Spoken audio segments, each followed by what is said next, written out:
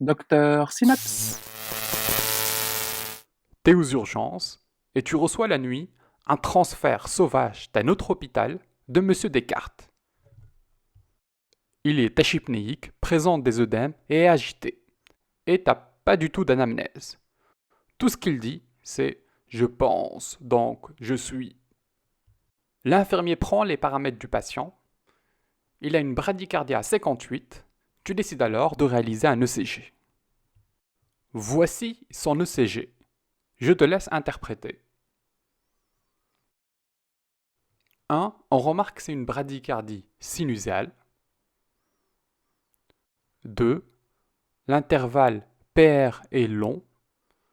Donc, c'est un bloc AV du premier degré.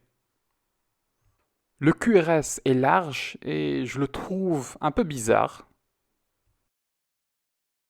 T'as une onde R assez importante en AVR.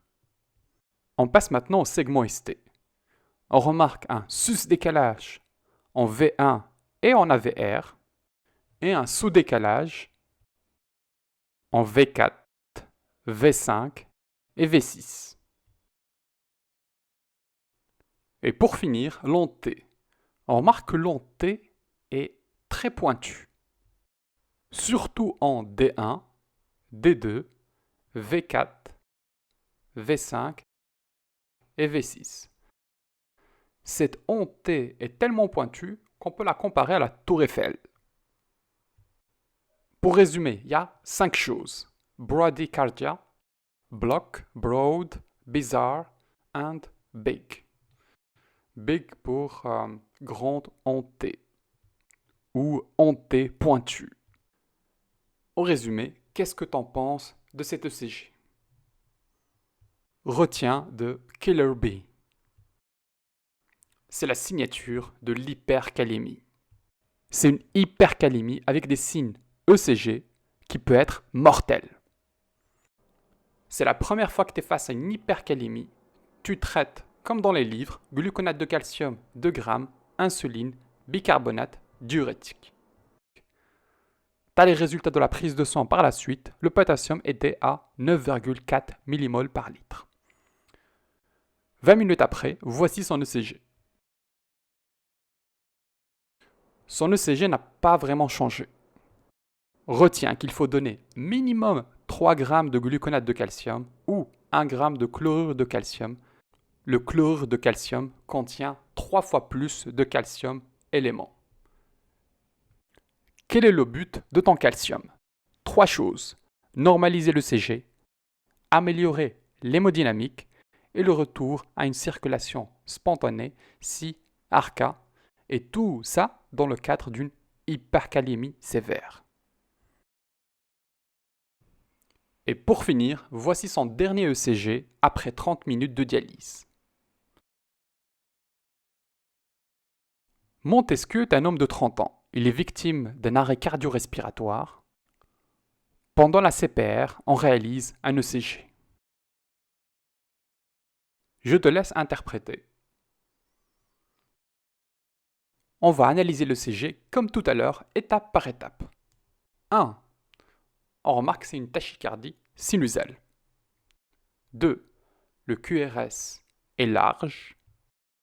Au niveau du segment ST, on voit qu'il y a un sus-décalage en V1, V2, V3, ainsi qu'en AVR et AVL. Et un sous-décalage en D2, D3, en AVF, V4, V5 et V6. Tu remarques également un truc un peu bizarre en V1 avec un aspect en Brugada. Est-ce que c'est un infarctus avec sus-décalage du segment ST? Et pour finir, on voit des ondes T très pointues, surtout en V3, V4, V5 et V6. Qu'est-ce que tu penses de cet ECG? Est-ce qu'il faut appeler le cardiologue pour faire une coronarographie? Non. Ici, tu as broad, bizarre et BIC. Le potassium était à 7,9 mmol par litre. C'est très élevé. On donne du calcium. Quelques minutes après l'injection de calcium, voici son ECG.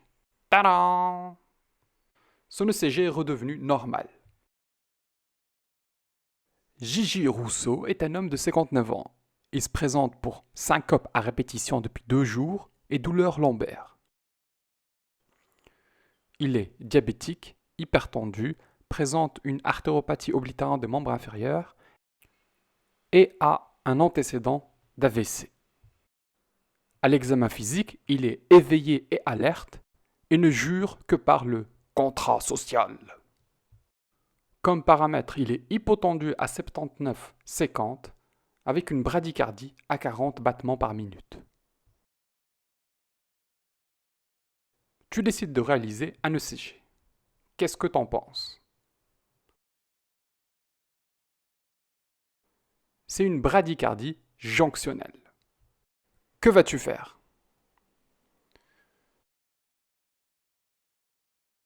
On va essayer l'atropine. Ça ne marche pas du tout.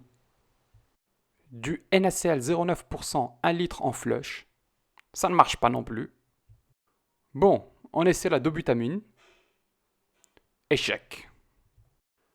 Et si on essayait d'analyser ensemble cet ECG étape par étape? À côté de la bradycardie jonctionnelle, tu as un hémibloc antérieur gauche. Passons au QRS. On remarque que le QRS est large. Et pour finir, l'onde T. On a les ondes T pointues, surtout en V2, V3 et V4, qui ressemblent à la tour Eiffel. En résumé, bradycardia, bloc, broad et BIC. Il faut penser à l'hypercalémie. Ici, le potassium du patient est à 7,1 mmol par litre. Tu donnes du calcium, de l'insuline associée à du glucose et du furosémide. Et voici l'ECG du même patient avec un potassium à 4,5 mmol par litre. Magique! Cette fois-ci, c'est Madame Mary Wollstonecraft, qui est une femme de 20 ans, qui se présente pour douleurs thoraciques et dyspnée. Elle est connue pour insuffisance rénale terminale avec une dialyse 3 fois par semaine. La dernière dialyse a été réalisée il y a 4 jours. Voici son ECG. Qu'est-ce que t'en penses? Bon, on a un doute par rapport à la présence éventuelle d'une onde P. On voit un semblant d'onde P en V2. Donc on se dit que le PR est long. Pour le QRS, il est large. Tu as une onde R importante en AVF. Et pour l'onde T, on remarque des ondes T pointues, surtout en V3, V4, V5 et V6. T'as compris la chanson, donc bloc, broad, bizarre et big.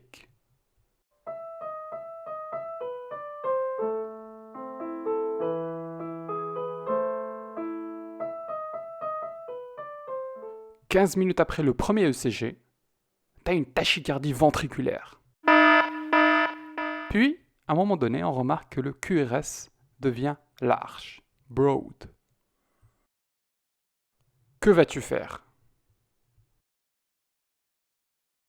Tu sédates le patient, cardioversion, calcium, insuline et glucose, et bêta-2 mimétique en aérosol.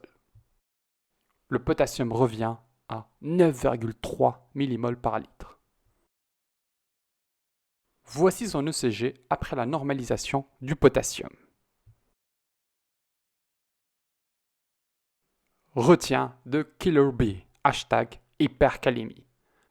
Bradycardia, donc bradycardie. Bloc, avec des blocs AV qui peuvent être du premier, deuxième ou troisième degré. Broad avec un QRS large.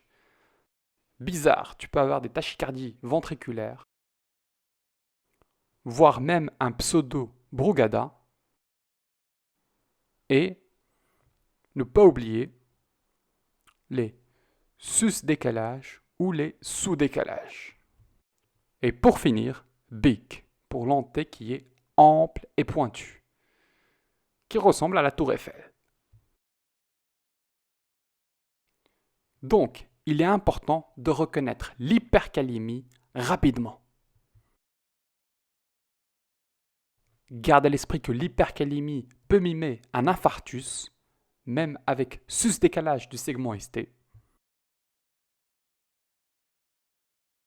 Le gluconate de calcium, 3 grammes, équivaut à du chlorure de calcium, 1 gramme. Face à une hypercalémie sévère, il n'y a pas de limite de dose de calcium pour stabiliser la membrane, et cela en attendant la dialyse. Tu peux donner ton calcium chaque 2 minutes. J'espère que c'était instructif et je te dis à bientôt. Merci d'avoir suivi cette vidéo. N'hésitez surtout pas à me communiquer vos questions, vos éventuelles remarques et de me proposer les sujets qui vous intéressent.